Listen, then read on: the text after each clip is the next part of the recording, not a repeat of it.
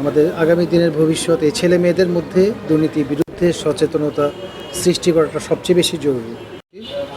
দুর্নীতি দমন কমিশন আজকে জেলা প্রশাসক সম্মেলনের আমাদের ছিল মোটামুটি সর্বশেষ অধিবেশন। এখানে জেলা প্রশাসকদেরকে আমরা দুদকের বর্তমান কাঠামোতে আমরা যে কাজগুলো করছি সে সম্পর্কে একটু ধারণা দেওয়া হয়েছে।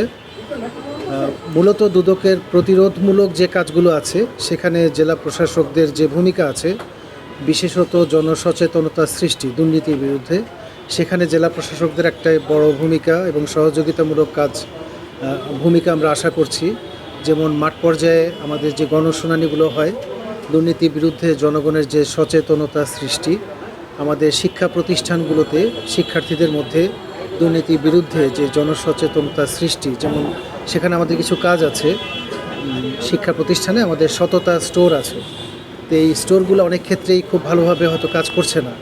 তারা যখন শিক্ষা প্রতিষ্ঠান পরিদর্শন করেন সেখানে এগুলো ভালোভাবে চলছে কিনা সেই জিনিসগুলো দেখা, যদি ওখানে কোথাও সহযোগিতা আছে দরকার আছে মনে করেন, সেগুলো আমাদেরকে বললে আমরা সহযোগিতা করব। এর বাইরেও মাঠ পর্যায়ে ইদানিং দুদক অথবা বিভিন্ন পর্যায়ে সরকারি কর্মকর্তা কর্মচারীদের নাম ব্যবহার করে কিছু প্রতারণার অভিযোগ, বিশেষ করে আমাদের কর্মকর্তাদের নিয়েও অনেক অভিযোগ ব্যাপকভাবে আসছে।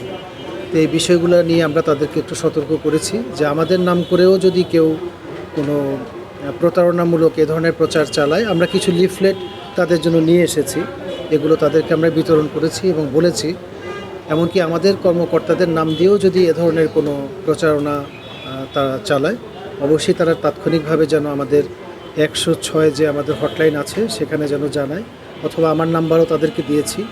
আমাদের জেলা কার্যালয়ে অথবা আমাকেও প্রয়োজনে তারা অবহিত করতে পারে, আমরা অবশ্যই তাদের বিরুদ্ধে দৃষ্টান্তমূলক ব্যবস্থা নিব এবং লোকাল যে আইনশৃঙ্খলা বাহিনী আছে তাদেরকেও যেন অবহিত করে।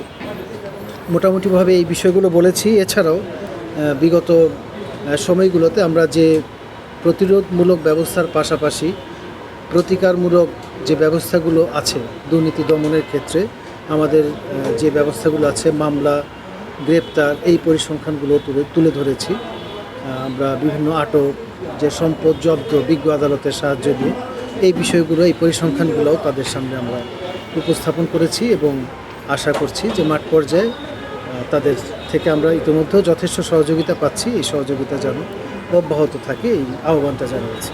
স্যার, আপনার কি কোনো স্পেসিফিক ফিল্ড আছে? যেমন আমরা জানি যে ভূমি অফিসগুলোতে কিন্তু দুর্নীতির পরিমাণটা খুব বেশি, যেটা এখনো আর কি ওপেন সিক্রেট বলা যায়। কোন স্পেসিফিক ফিল্ড নিয়ে কি আপনারা সচেতন করেছেন কিনা, কিংবা কোনো নির্দেশনা দিয়েছেন? আমরা আলাদাভাবে ওভাবে বলিনি, আমরা সবচেয়ে বেশি জোর দিয়েছি সচেতনতা সৃষ্টির উপরে। বিশেষ করে আমাদের আগামী দিনের যারা ভবিষ্যৎ, আমাদের শিক্ষা প্রতিষ্ঠানে যে বাচ্চারা আছে, আমাদের আগামী দিনের ভবিষ্যৎ এই ছেলে মেয়েদের মধ্যে দুর্নীতির বিরুদ্ধে সচেতনতা সৃষ্টি করাটা সবচেয়ে বেশি জরুরি। তো সেজন্যই আমরা এই সব জায়গায় যখন তারা পরিদর্শন করেন, ভিজিট করেন, বাচ্চাদের সাথে যখন কথা বলেন, সেখানে আমাদের যে কর্মসূচিগুলো আছে সেখানে তাদের সহযোগিতাটা আমরা তাদের কাছে সবচেয়ে বেশি আশা করেছি। আমরা কিছু কাজ করেছি, তারপর তাদের আশা করছি যে তারা আরও বেশি সহযোগিতা আমাদেরকে করবে। একটা বিষয় একটু যদি জানতে চাই, আপনাদের তো চেয়ারম্যান নেই, কমিশনাররাও নেই, তো আপনাদের কাজ আসলে কিভাবে চলছে? এটা আমাদের তো কিছু রুটিন ওয়ার্ক থাকেই, প্রশাসনিক কাজ আছেই, এবং কমিশন না থাকলেও কমিশনের যে সিদ্ধান্তগুলো আছে সেগুলো কিন্তু একটি ধারাবাহিক প্রক্রিয়া। এই প্রক্রিয়াগুলো কিন্তু সারতেও আমাদের সময় লাগে। কমিশন যে সিদ্ধান্তগুলো আগে গ্রহণ করেছে, যেমন সেখানে অনেক তদন্ত থাকে, অনুসন্ধান থাকে, আমাদের যারা অনুসন্ধানকারী কর্মকর্তা আছেন, আমাদের যারা তদন্তকারী কর্মকর্তা আছেন, তারা তাদের কাজ করছেন।